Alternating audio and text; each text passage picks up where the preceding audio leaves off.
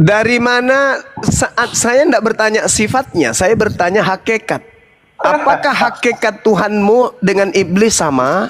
Jawab. Bang, Bang Juma, Tuhanmu kan orang Arab, berarti Tuhanmu.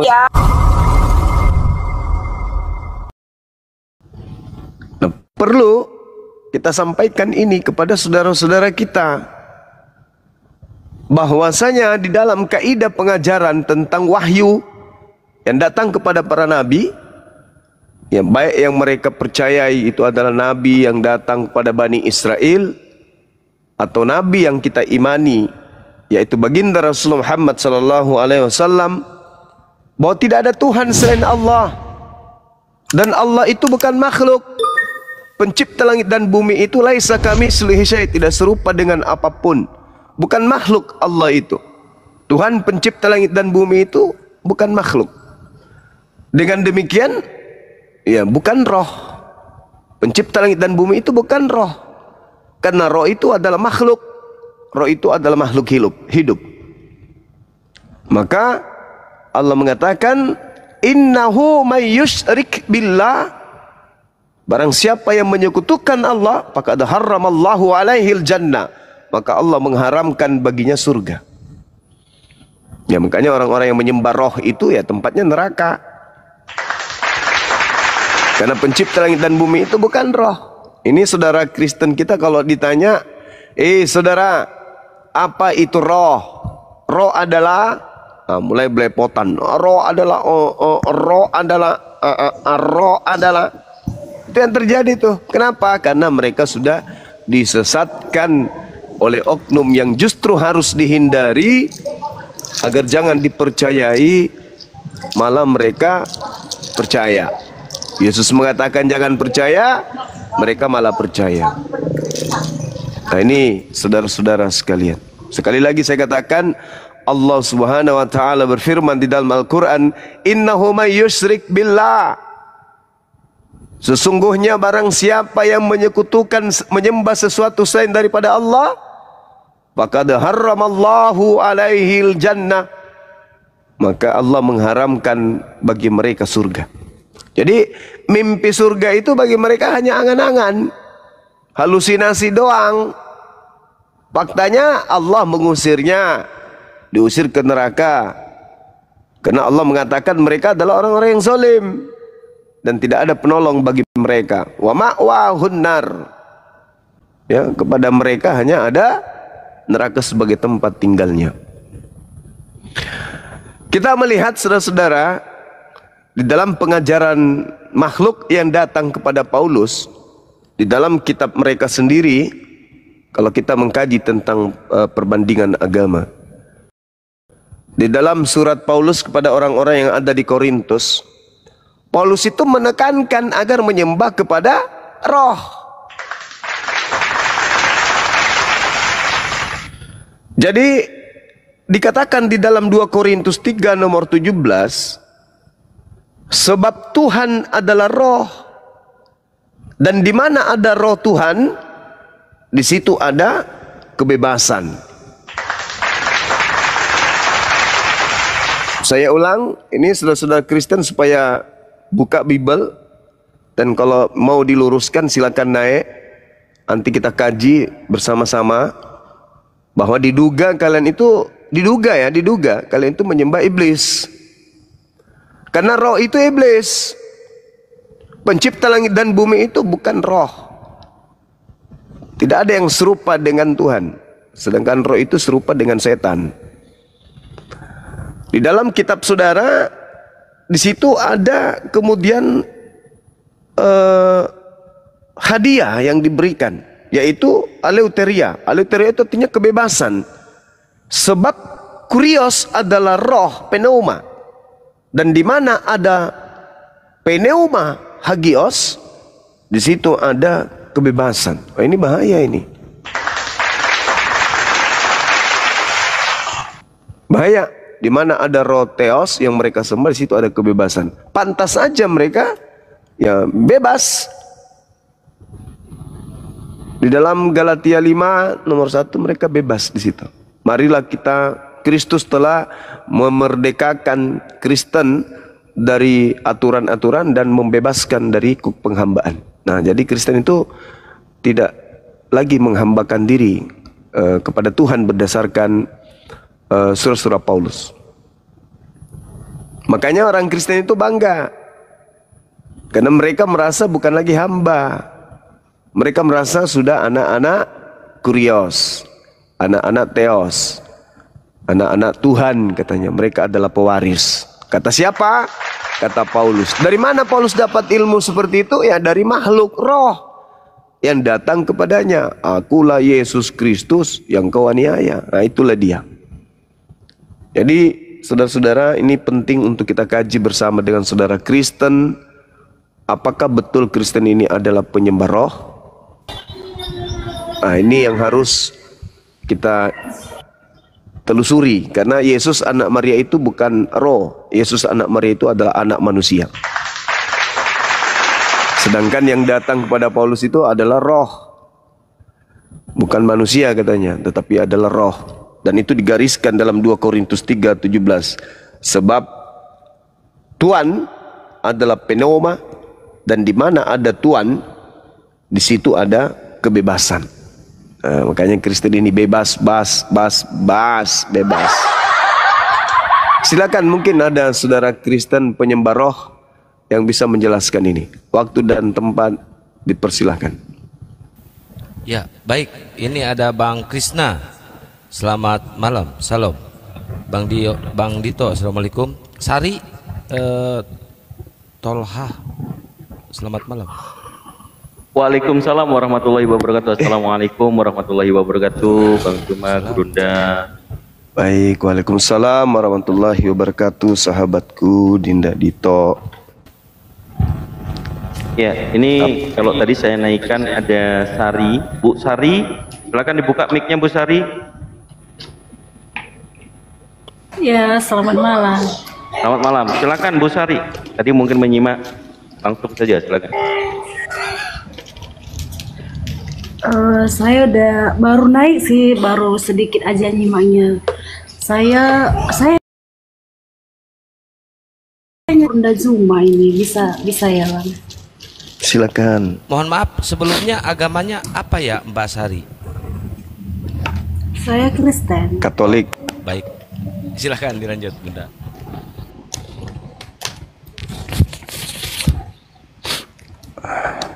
Ya, saya kan melihat di internet atau di Google ya, kisah Ashabul Kahfi itu adalah sebuah legenda Bang Juma. Ya, semua sumber sudah saya lihat itu Ashabul Kahfi adalah sebuah legenda.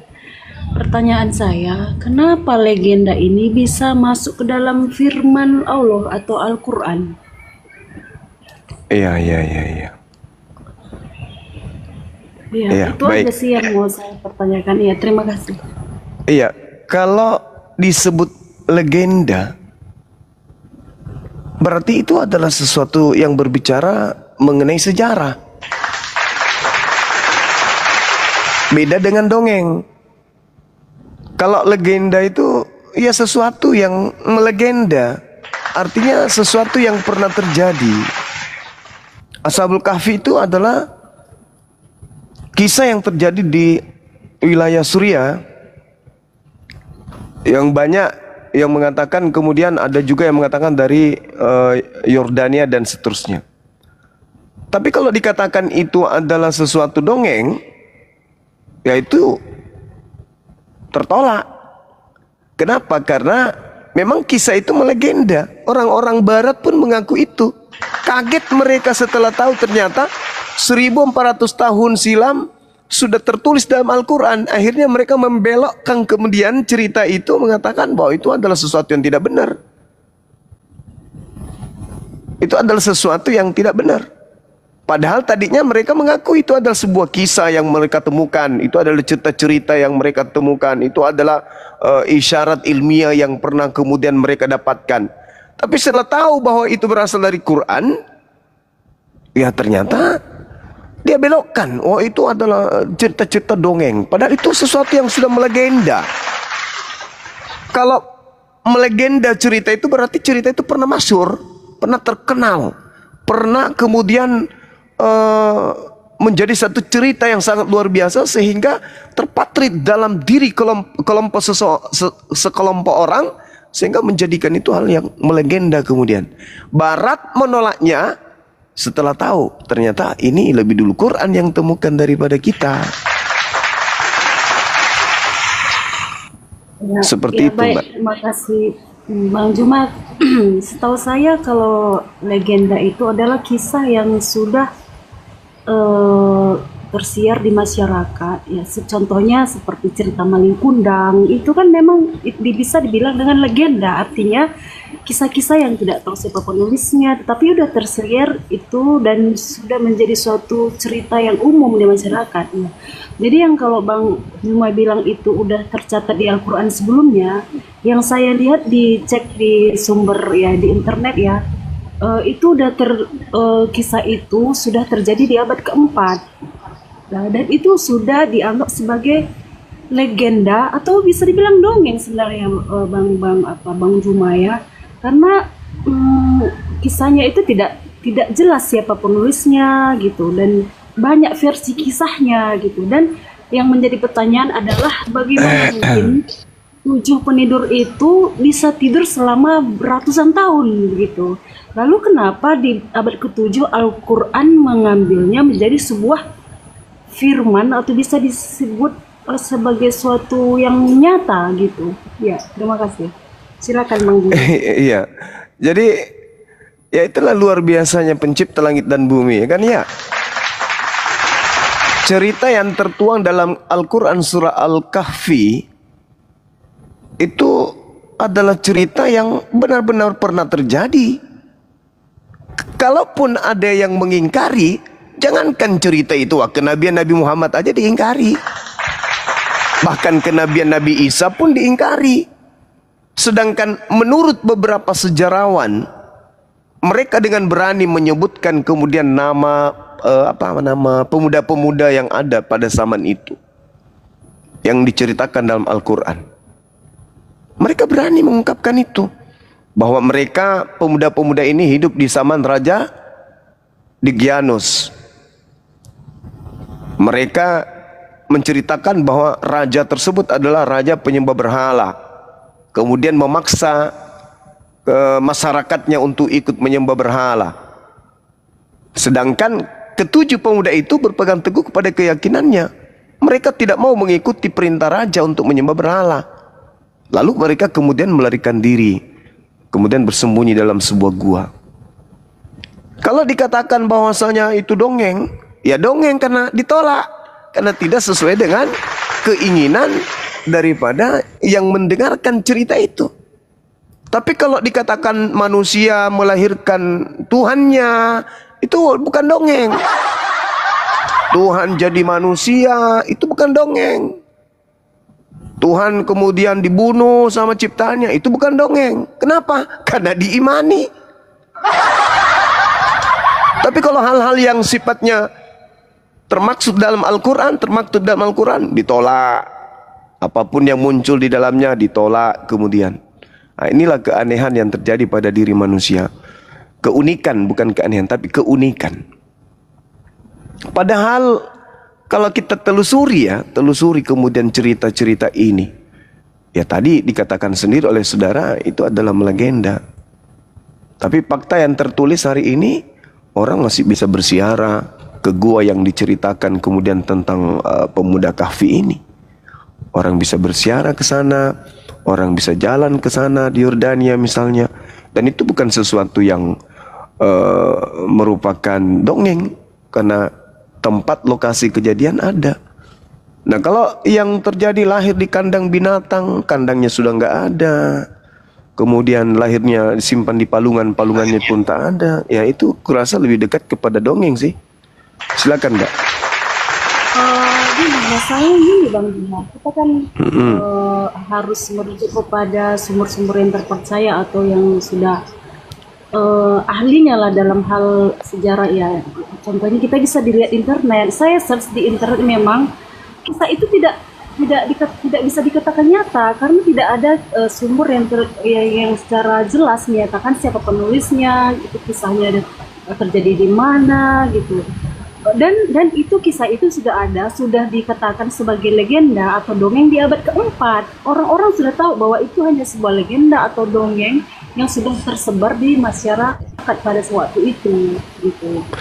Oke, saya boleh nanya nggak, Mbak? Yang itu menjadi pertanyaan saya, kenapa Mbak ini itu dikutip Allah sebagai firman-Nya yang ya, saya ingin kisah tanya itu nyata gitu. siapa yang menemukan cerita itu di abad keempat? Silakan, saya ingin tahu. Kalau kami sumbernya Quran, kalau Al-Quran itu ya keimani itu adalah sebuah kebenaran. Tidak ada yang dongeng di dalam. Kebenaran mutlak. Karena itu adalah wahyu dari langit. Nah sekarang saya mau tanya, siapa yang mengatakan bahwa cerita itu munculnya di abad keempat? Siapa penulisnya? Siapa pengarangnya?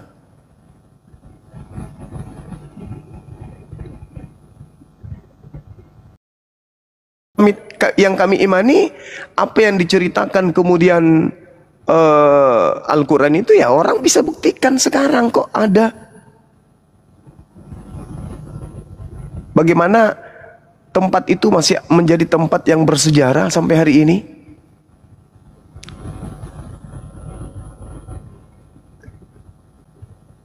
Kalau kami mengatakan bahwa goa itu ada di kota Abu Landa di Yordania, hari ini ada, tak ada penolakan di sana. Oh ini enggak cerita itu ada kok dalam Al-Quran dan tempat itu masih ada hari ini. Tapi kalau bercerita Tuhan lahir di palungan, mana palungannya? Itu yang dongeng itu yang kayak gitu, lahir di kandang kambing, kandang domba, yang dongeng itu yang kayak gitu.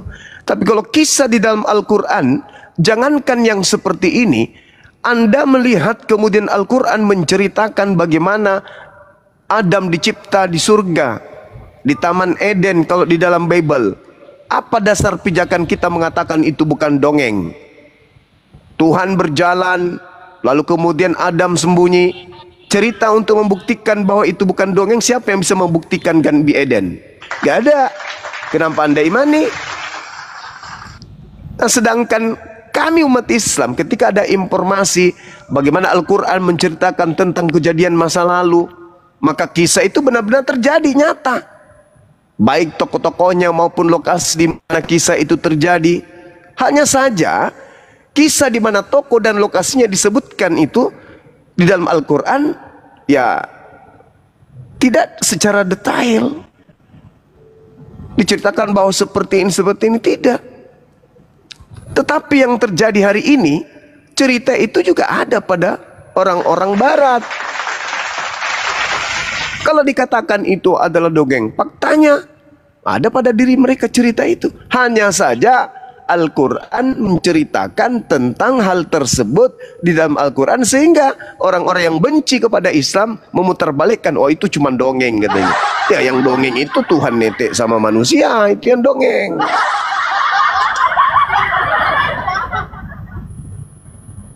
Karena kenapa? Cerita Ashabul Kahfi itu Mbak, itu bisa ditelusuri. Tokoh-tokohnya, kemudian lokasi tempat terjadinya. Bisa ditelusuri. Itulah hebatnya Quran. Tapi kalau satu cerita ini ditolak, ya wajar dong. Kenabian Al-Quran aja ditolak kok. Sekarang jadi permasalahan ketika saudari saya ini mengatakan di abad keempat sudah ada cerita itu. Terus yang menceritakan kepada nabiku siapa sampai ada dalam Al-Quran? Ada nggak bukti Nabi Muhammad pernah belajar tentang kisah? Ada yang menceritakan kepadanya tentang yang Anda maksudkan dongeng? Ada nggak? Berbeda dengan Lukas, Markus, Matius, sampai maaf nonotnya Yesus pun dia ceritakan. Pada hari ke-8 Yesus nonotnya dipotong. Dari mana Lukas tahu? Ia melakukan penyelidikan. Kalau Nabi Muhammad tidak melakukan penyelidikan, siapa coba? Buku apa? Kitab apa? Siapa yang memberikan kesaksian kepadanya? Nah, sedangkan kitab saudara itu ditulis berdasarkan kesaksian-kesaksian orang yang tidak jelas. Nabi Muhammad, adakah dia kemudian menceritakan atau diceritakan? Oh dia membaca buku ini, dia kemudian menerima cerita dari si fulan begini. Enggak ada. Seketika itu datang kepadanya berupa ilham, berupa wahyu, lalu disampaikan. Jadi kalau orang mohon maaf nih, orang Kristen memprotes cerita yang ada di dalam Al-Quran, tetapi faktanya abad keempat ternyata itu sudah diceritakan. Lalu bagaimana kami bisa percaya Tuhan datang ke bumi netek kepada manusia? Bagaimana bisa kami terima anakku adalah Tuhanku sendiri? Itu gimana ceritanya? Cepatlah besar wahai anakku, karena engkau kelak adalah Tuhanku. Gimana bisa diterima cerita itu? Itu masuk kategori dongeng kah atau apa gitu, cerita kayak gitu? Ya, jadi memang terkadang kalau kita melihat punyanya orang, wah jelek, tapi punya kita sendiri hancur, kita nggak pernah sadar. Seburuk-buruknya punya kita tetap mengatakan lebih baik. Padahal ya, kalau misalnya cerita tentang Ashabul Kahfi ini ditolak, dikatakan kemudian ini dan itu, tapi faktanya secara detail gua seperti yang diceritakan di dalam Al-Quran dalam surah Al-Kahfi itu masih dapat kita lihat reruntuhan seperti bekas tempat peribadatan dari tempat di atas gua tersebut. Itu bukti. Tempat ibadah yang dimaksudkan yang ada di situ adalah rumah ibadah penganut ajaran Nasrani. Ketika kemudian zaman kerajaan Umayyah, rumah ibadah tersebut telah dijadikan sebagai masjid. Itu bukti ada. Secara histori ada. Apa yang diceritakan kemudian yang saya katakan tadi di kota Abulanda, Yordania itu ada. Tapi kalau bercerita tentang Yesus Tuhan Anda disunat, siapa bidannya, disunat di mana, dijahit pakai apa, digunting pakai apa, ada nggak kisah itu kemudian diceritakan? Kalau nggak ada sesuai dengan cerita, ada ya dongeng. Dongeng, Oh sorry salah kalau gitu. Silakan saudari. Mungkin bagus kalau kita kembali ke tema saja, karena kalau cerita tentang kisah di dalam Al-Quran nanti kisah Zulkarnain yang lihat matahari terbenam dalam lumpur itu gimana? Siapa itu Zulkarnain? loh, sama ketika kami juga bercerita tentang kitab saudara, siapa itu Nabi Edo, siapa itu kemudian yang diceritakan di dalam kitab saudara Theophilus, itu siapa itu? Sedangkan kalau kita bercerita tentang Zulkarnain, ya itu mungkin tidak ada di dalam kitab saudara. Tetapi apa yang diceritakan tentang Zulkarnain itu lebih jauh akurat daripada apa yang ada di Bible. Misalnya di Bible diceritakan matahari berhenti berputar, ya kan? Nah, kalau misalnya matahari terbenam di lumpur hitam, itu menurut penglihatan Zulkarnain pada zaman itu. Dan sekarang kalau saya berdiri di Pantai Losari pada saat maghrib, matahari itu seakan-akan memang tenggelam di lumpur, karena laut pada sore hari di kota saya itu seperti lumpur hitam kalau sudah petang.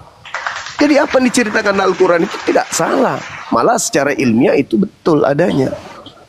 Tapi kalau Bible menceritakan ada siang dan malam, matahari belum ada, itu kayak mana ceritanya? Kan sebenarnya harus ada orang yang merujuk siapa Zulkarnain ini. Kenapa kok bisa tiba-tiba ada sosok Zulkarnain? Saya kembali ke tema aja, Mbak. Saudari, apa sih? Kalau ada banyak manusia di atas muka bumi itu ini. Mereka mengarang bebas itu. Ini siapa? Apalagi semua ini kok tiba-tiba? Loh, kenapa Anda menjadi komplain kalau Anda disebutkan Zulkarnain? Saya juga boleh tanya dong kepada saudara, siapa itu kemudian Theophilus di dalam Bible? Ada yang merujuknya, siapa dia? Ya, siapa? Coba tunjukkan siapa itu Theophilus. Siapa Theophilus itu? Yang mengkonfirmasi Theophilus itu misalnya Paulus siapa? Atau siapa? Di mana itu tertulis? Di mana tertulis?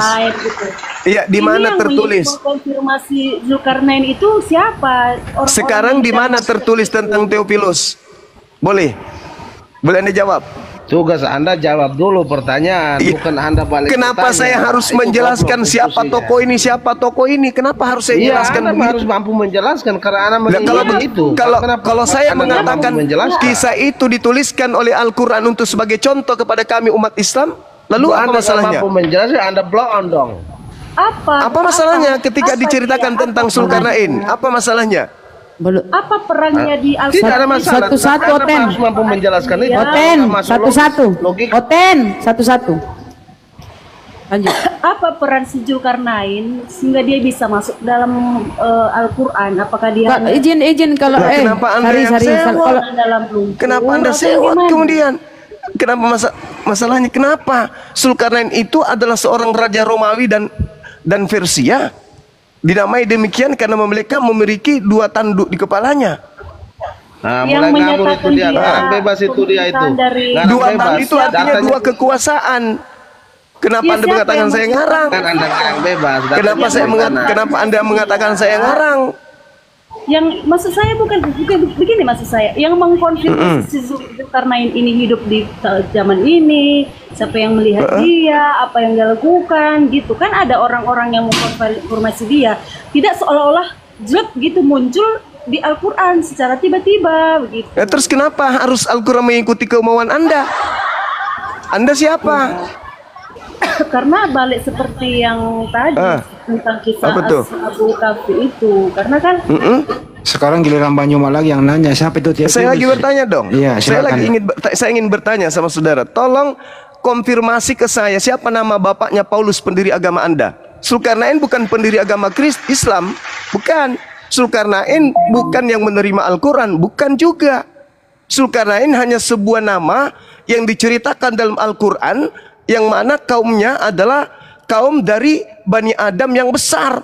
Dia memiliki kekuasaan menempuh suatu perjalanan ke barat sampai menemui sebuah kaum dari Bani Adam yang besar itu. Apa kemudian yang menjadi luka dalam hati Anda? Sekarang saya mau tanya, apakah Zulkarnain ini memberikan satu kaidah pendalaman materi Islam kepada kami sebagai umat Islam? Kan tidak. Itu sebuah kisah yang diceritakan oleh Al-Quranul Karim.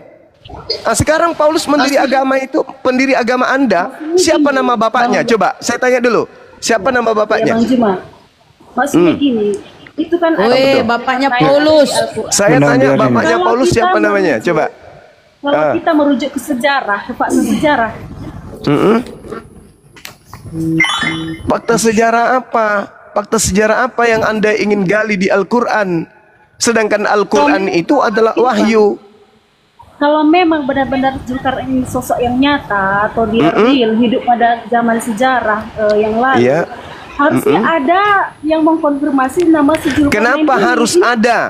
Kenapa harus Ini kok ada? Tidak ada. Sekarang di Nabi sejarah Adam, manapun. coba kau buktikan, saudari buktikan Nabi Adam ke saya. Sejarah mana yang pernah mencatat tentang Nabi Adam? Coba, Atau Melkisedek itu. coba. Bisa? Kalau itu, apa? kalau Kalau ada itu ini kenapa? kan Apa? Alkitab Anda juga membenarkannya, ya kan, kisah Adam ini. Nah, sekarang bukan masalah Dan juga membenarkan kisah atau Adam tidak ini membenarkan. dibenarkan oleh Artinya nabi-nabi. Anda cemburu kalau begitu Dibenarkan karena oleh di Nabi dalam Musa. kitab Anda tidak ada Zulkarnain.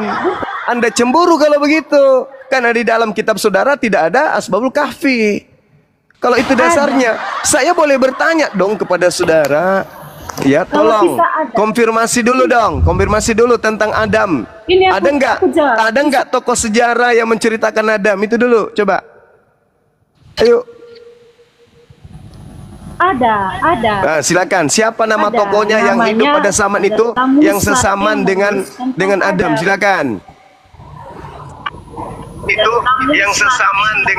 yang sesaman dengan Adam, sejarawan yang menceritakan tentang Adam itu namanya siapa, Bu? Ya, yang menceritakan tentang Adam adalah nabinya Allah, yaitu Musa. Monyet, Anda Musa turun. menceritakan Betina Adam. monyet turun. Nah, Kau bikin sedangkan- emosi saya. Kau bodoh, bahlul, tulul. Kamu kalau ditanya, harusnya kau menjawab sesuai dengan keinginanmu terhadap pertanyaanmu. Kamu kan yang menggali tentang Quran. Mana sejarawan yang menceritakan tentang Zulkarnain? Saya juga tanya dong, mana sejarawan yang menceritakan tentang Adam? Itu kan dikonfirmasi sama Nabi Allah.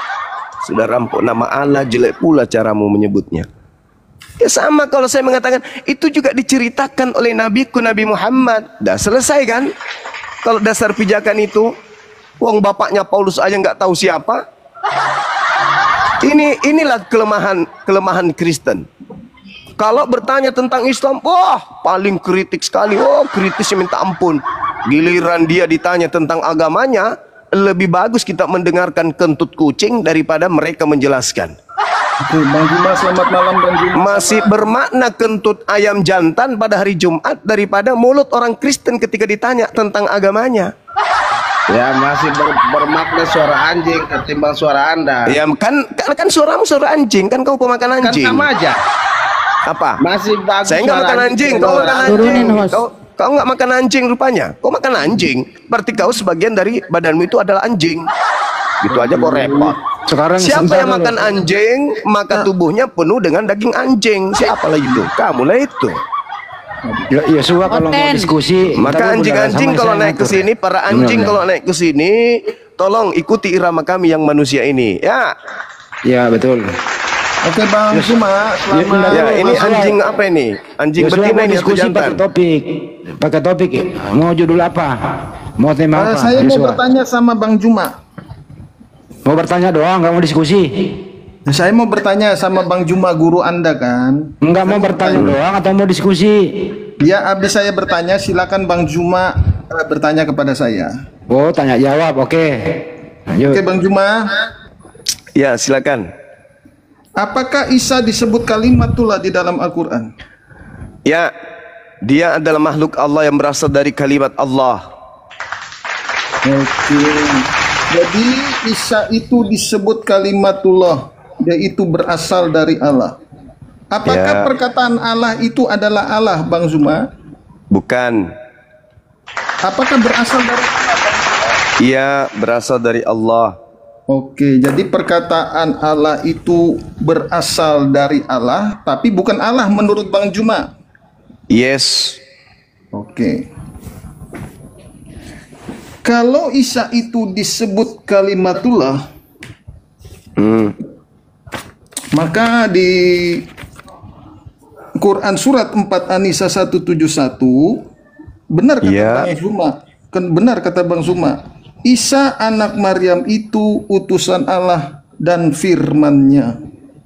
Di Ya. Quran 19 Maryam 17 benar apa yang dikatakan Bang Zuma. Kami mengutus roh kami kepadanya, maka ia menjelma di hadapannya menjadi manusia yang sempurna. Iya. Benar apa yang dikatakan Bang Zuma di 43 Az-Zukhruf 61, Isa itu kalimatullah, dan sesungguhnya Isa inilah jalan yang lurus. Benar apa yang dikatakan Bang Zuma di Quran surat 43 Az-Zukhruf 61 juga. Ini bertanya apa sih? Isa itu memberi pengetahuan. Ujung-ujungnya perpuluhan ini. Iya.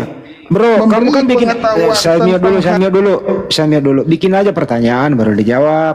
Kau yang nerangin malah. Kau kayak guru di sini. Bikin pertanyaan. Iya.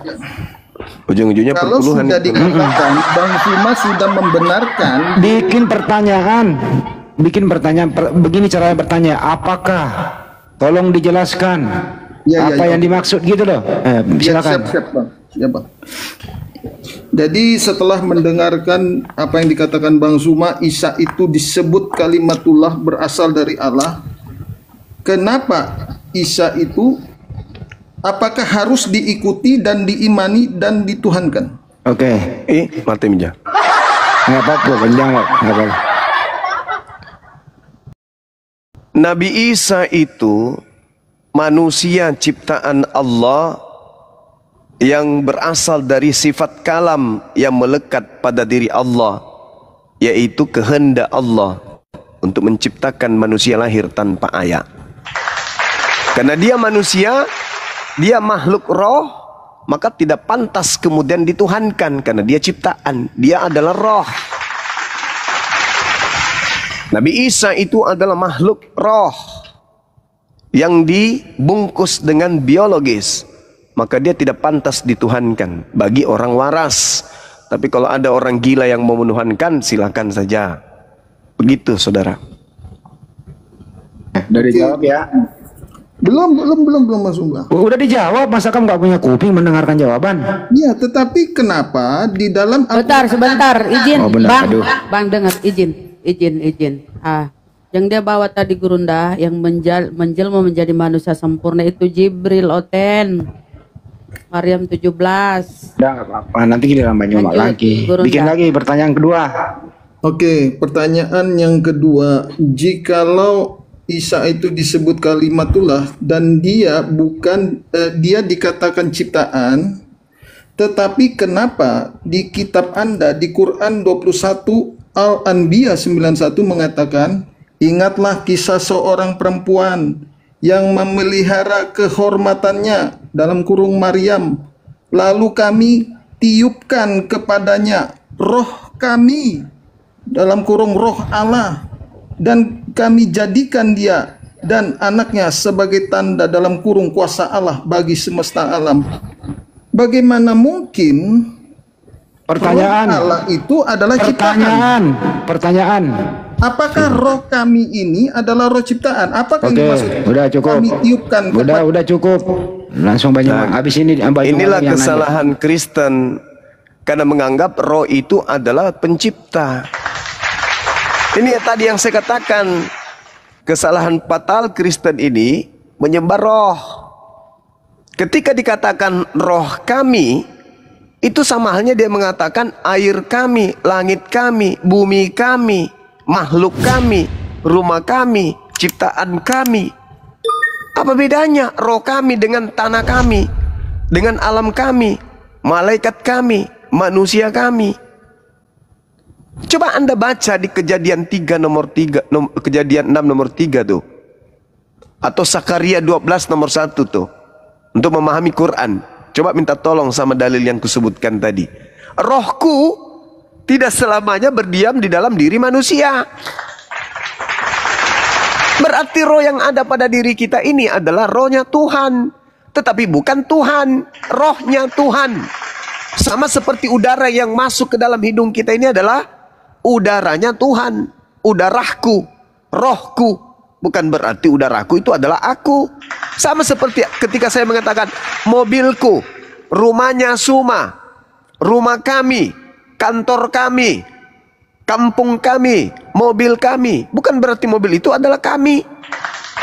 Ini kesalahan fatalnya orang Kristen. Karena Kristen itu penyembah roh. Sedangkan pencipta langit dan bumi itu bukan roh. Roh itu ciptaan. Oke Bang Juma. Ya, silakan. Udah dua pertanyaan nih. Terakhir satu lagi ya. Entar dulu saya yang ngatur.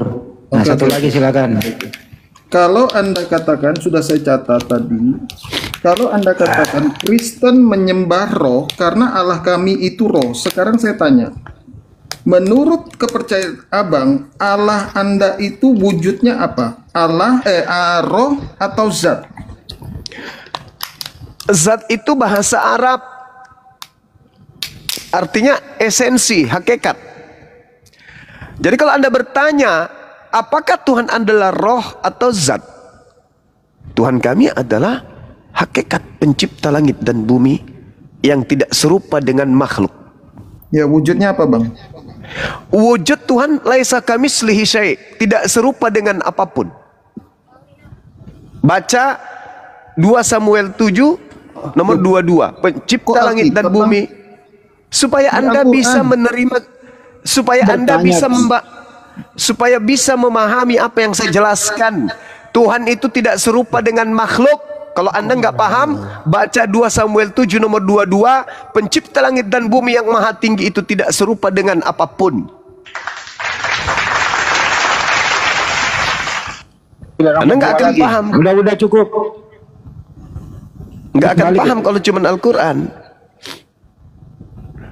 Silakan Bang Juma lagi yang nanya dia. Ya, saya mau tanya kepada saudara, siapa yang menciptakan tangan imutnya Yesus? Jawab. Yesus bukan ciptaan, dia adalah firman Allah yang menjadi manusia. Saya ulang pertanyaan saya. Siapa yang menciptakan tangan jemari-jemarinya Yesus itu? Jawab. Ya, sebagai kemanusiaan yang mencipta adalah Bapa, tetapi Yesus itu bukan ciptaan. Bagaimana mungkin Yesus itu bukan ciptaan? Bagaimana bisa Anda mengatakan? Apa? Yohanes 1 ayat 14 Bang Juma. Itu dia menjadi. Dia menjadi. Ciptaan itu adalah menjadi. Ciptaan itu sesuatu yang tidak ada menjadi ada. Tadinya bukan daging menjadi daging, itu ciptaan. Ya, Bagaimana siapa yang mungkin dimaksud Anda dengan- mengatakan Yesus bukan ciptaan? Ya, Yesus itu bukan ciptaan. Ini perkataan Yesus sendiri, Bang Juma. Coba Anda buktikan di mana Yesus Oke. mengatakan aku bukan ciptaan. Silakan. Oke, terima kasih Bang Juma. Saya jawab di Yohanes 8 ayat 42. Kata Yesus Ya. kepada mereka, "Jikalau Allah adalah Bapamu, kamu akan mengasihi aku, sebab aku keluar dan datang dari Allah, dan aku datang bukan atas kehendakku sendiri, melainkan Dialah yang mengutus aku." Nah, Sebab itu aku keluar dan datang dari Allah, itu Dialah firman yang keluar dari Allah menjadi manusia. Sekarang saya tanya Bang Juma, apakah perkataan Allah itu bisa menjadi manusia? bisa menjadi apa saja sesuai dengan apa yang terukir dari apa yang Tuhan inginkan. Betul. Baca Matius 4 nomor 4. Betul. Betul Coba apa Anda, kata Bang Juma. tolong Maka tolong itu tadi bacakan tolong Bang bacakan Juma. Matius 4 nomor 4 dulu. Enggak, Bang Juma. Tadi Anda sudah mengatakan betul, Isa itu Tolong bacakan Matius 4 nomor 4 dulu.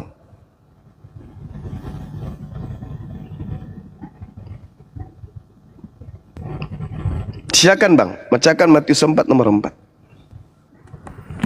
Oke, izin Bang Juma. Saya buka Alkitab dulu, Bang. Iya. Sudah nyata-nyata Yesus keluar dari Tuhan. Berarti ciptaan. Segala sesuatu yang keluar dari Tuhan itu bukan Tuhan. Yohanes. Matius 4 nomor 4. Iya. Matius 4 ayat 4. Iya. Oke, ayat 1 boleh saya baca? Boleh. Ya. Maka Yesus dibawa oleh Roh ke padang gurun untuk dicobai iblis sebagai manusia ya. Dan setelah berpuasa 40 Sebagai hari, manusia. Ya.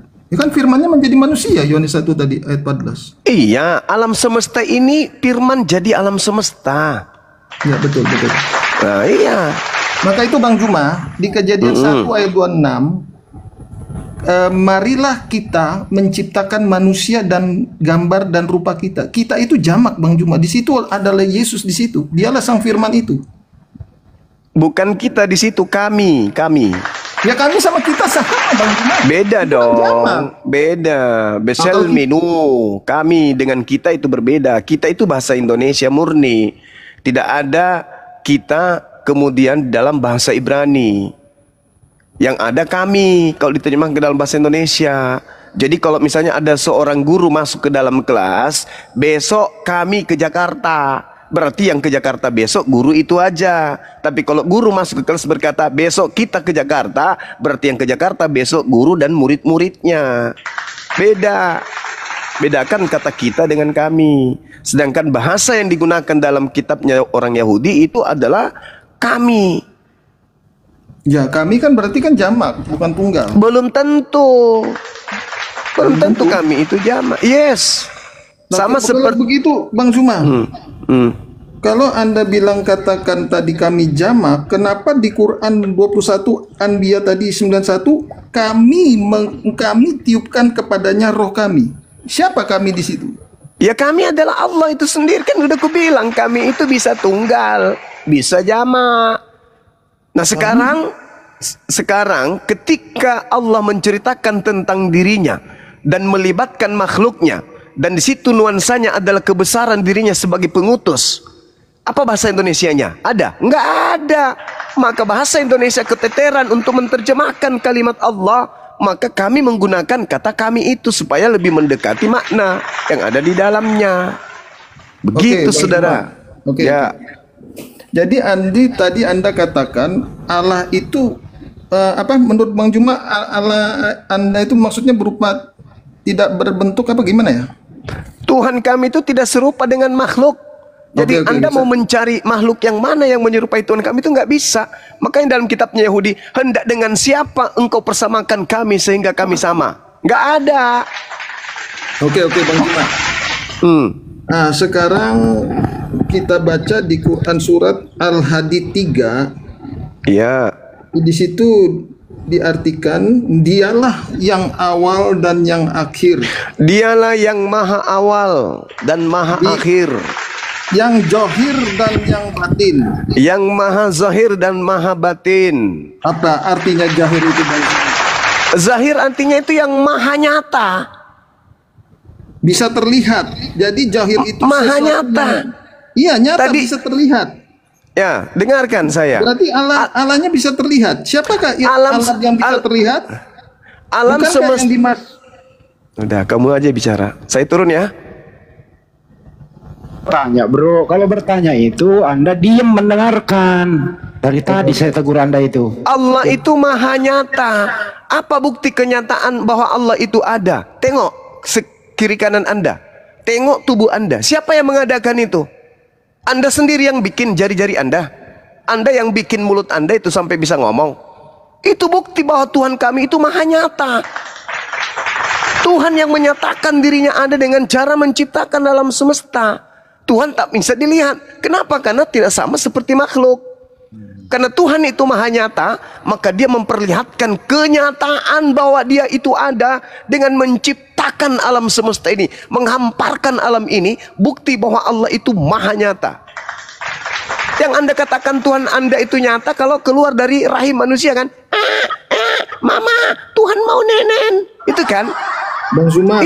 Itu bukan maha nyata itu, Bung. Itu nyata sebagai ciptaan. Tapi kalau maha nyata, alam semesta ini bukti kemahaannya. Bang Suma? Iya. Di Quran surat Al-Hadid 3 itu berbicara tentang siapa Bang Suma?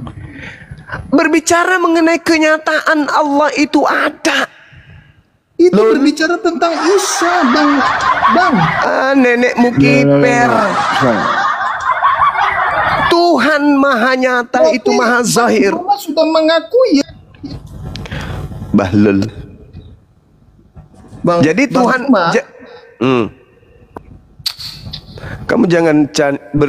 kamu jangan bertanya tentang Quran lalu kemudian kamu sudah sadar bahwa tak ada tempat di atas kepalamu itu untuk menerima jawaban dari pertanyaanmu sendiri. Lol.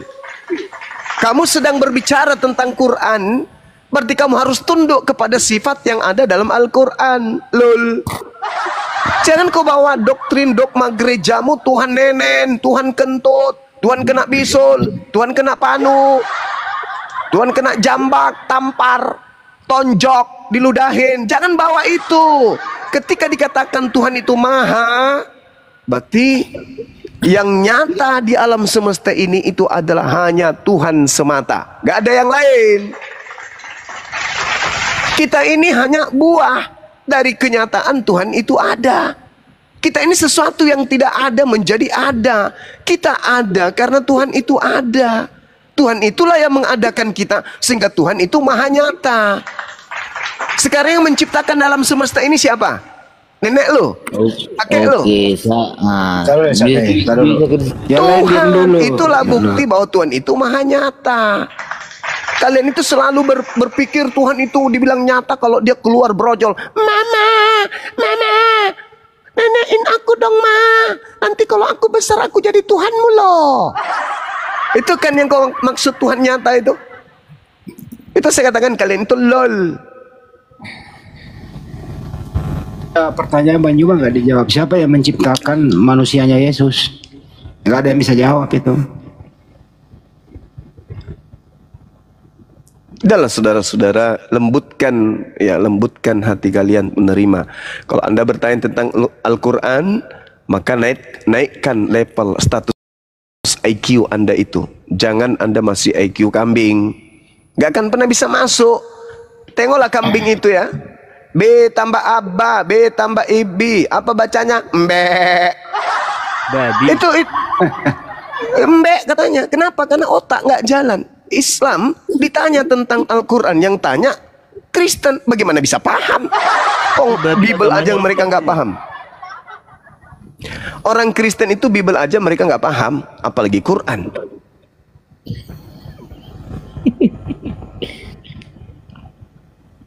Oke, yang mau maju siapa lagu?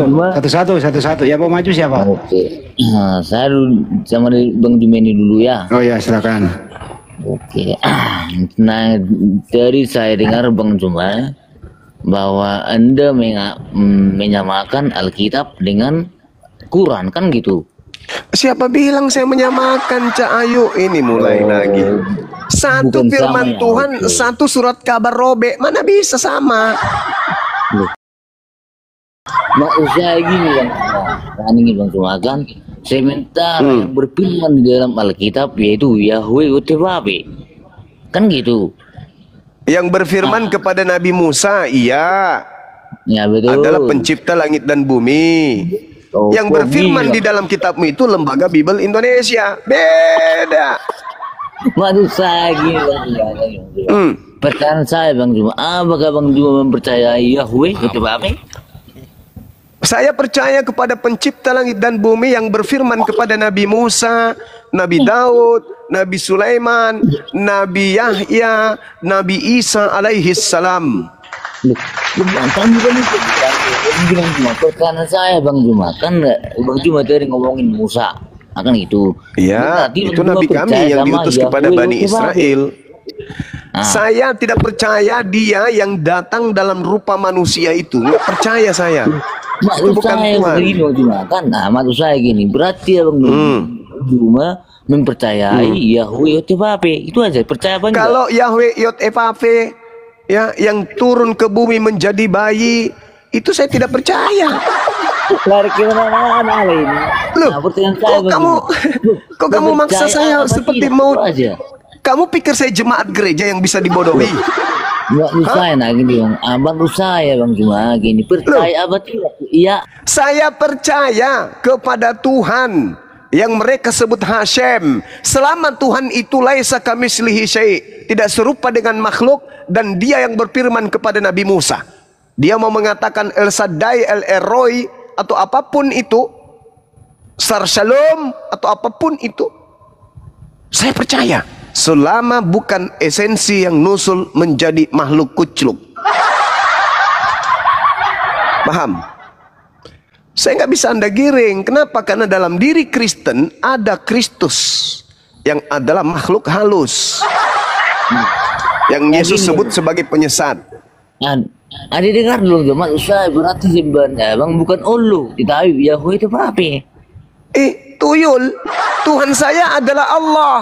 Kamu datang bertanya, apakah kamu percaya kepada Tuhan Hashem YHWH? Saya jawab dong sebagai orang yang punya intelektual. Kalau yang kamu maksud itu adalah gelar Tuhan yang datang kepada Nabi Musa, saya percaya. Tapi kalau yang kau maksud itu, yang bergelar YHWH itu yang nusul menjadi bayi, minum cucu sama wanita dewasa, aku tidak percaya. Begitu lengkap jawaban saya. Anda saja yang tidak punya kepala yang bisa menampung jawaban saya. Kenapa? Karena dalam diri Anda ada Kristus, iblis.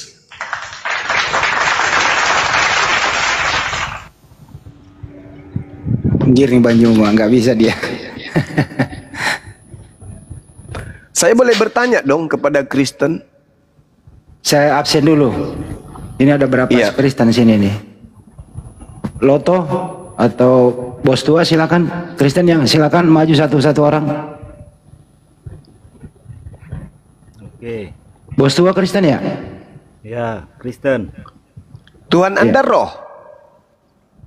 Apanya ini? Tuhan Anda roh.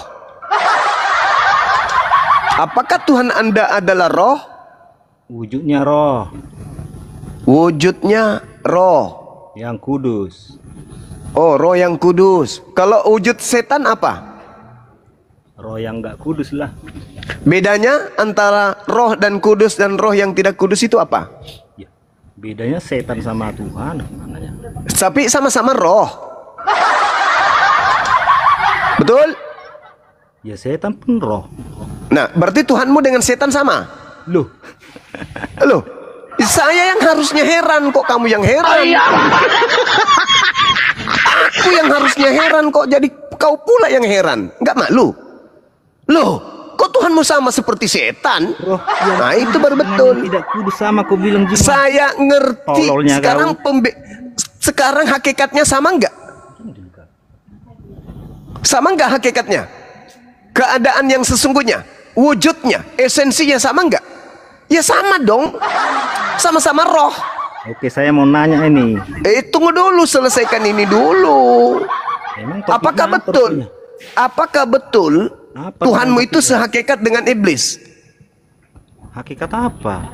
Apakah Tuhanmu sehakikat dengan iblis? Gunakan dulu otakmu, yang kudus dengan yang tidak kudus. Justru saya sudah menggunakan otak saya ini. Saya berbicara mengenai saya berbicara mengenai hakikat. Oke, bukan sifat, hakikat yang saya ceritakan, yang saya pertanyakan. Hakikatnya yang saya pertanyakan, bukan sifat. Karena manusia itu memiliki dua sifat. Manusia bisa jadi kafir, manusia bisa menjadi muslim. Tapi tetap aja dia manusia. Pertanyaan saya, apakah hakikat Tuhanmu dengan iblis itu sama? Jawab. Jawab dulu. Kok giliran ditanya gitu dia. Sama dengan jawab dulu kawan. Apakah hakikat Tuhanmu dengan setan sama? Hakikat setan roh. Hakikat Tuhanmu kayu. Roh juga dong. Roh juga kan? Ayo. Sehakikat lah. Sehakikat. Jawab dulu dong. Apakah hakikat Tuhan? Sekarang Tuhanmu roh apa tidak? Tuhanmu roh sekarang apa tidak? Sabar dulu. Sama dengan batu enggak Tuhanmu? Sabar dulu, jangan emosi dong. Jangan emosi dong. Jangan emosi dong. Jangan emosi dong. Ini pertanyaan untuk menggelitik kamu agar kamu waras. Tinggalkan menyembah setan kan gitu. Masolang generasi. Pertanyaan. Alamak. Kamu sadar rupanya. Sudah mulai sadar? Sudah mulai sadar kalau kalian penyembah setan? Udah? Belum? Bang Juma, biarkan orang ngomong dulu lah Bang Juma. Jangan ngomong. Saya kan sesinya bertanya, Cak Kangkung. Ini kan sesi saya yang bertanya. Tadi saya mulai dari Sari Puding ditanya. Giliran saya tanya Sari Puding, aneh jawabannya. Masa saya lagi dong yang bertanya. Yang ngomong yang lain gak bisa saya ngomong. Kan sesinya Bang bertanya, Bung. Gimana orang bisa menjelaskannya Bang? Ya, sekarang Anda jelaskan. Apakah hakikat Tuhanmu dengan iblis sama? Silakan jawab. Ya, izin dulu satu-satu ya yang Kristen IP 111111. Nanti rungkat satu-satu. Aduh, satu-satu. Dia udah jawab tadi nggak dengar Kang. Diulang jawabannya bro. Diulang jawabannya. Jangan di-mute lah Bang. Iya diulang. Tapi kan Roh Kudus. Kalau Tuhannya Bang Juma roh halus ya beda lah Bang. Dari mana saat saya tidak bertanya sifatnya, saya bertanya hakikat. Apakah hakikat Tuhanmu dengan iblis sama? Jawab. Bang. Bang Juma. Tuhanmu kan orang Arab. Berarti Tuhanmu ya jawab dulu pertanyaan saya, cuplis. Kok kayak apa ini? Kayak asu yang kelaparan tulang. Diskusinya yang cantik dong. Habis itu Anda bertanya lagi. Ya, nah, saya bertanya dulu, apakah hakikat Tuhanmu kan berbahasa Arab, apakah hakikat Tuhanmu itu sehakikat dengan iblis? Jawab. Dalilnya ada. 2 Korintus 3 nomor 17. Di situ jelas dikatakan Tuhannya orang Kristen adalah roh. Dan iblis juga adalah roh. Pertanyaan saya, apakah iblis dengan Tuhannya Kristen berdasarkan 2 Korintus 3 nomor 17 itu sehakikat? Jawab. Yang nabinya yang itu siapa? Kan? Tengoklah. Kalau giliran kami ditanya, oh paling kritis, pertanyaannya paling hebat, pertanyaannya entah apa-apa jadi pertanyakan. Kan berbahasa Arab. Saya bertanya tentang Tuhanmu dompala. Tuhanmu menurut 2 Korintus 3:17 adalah roh. Iblis juga adalah roh.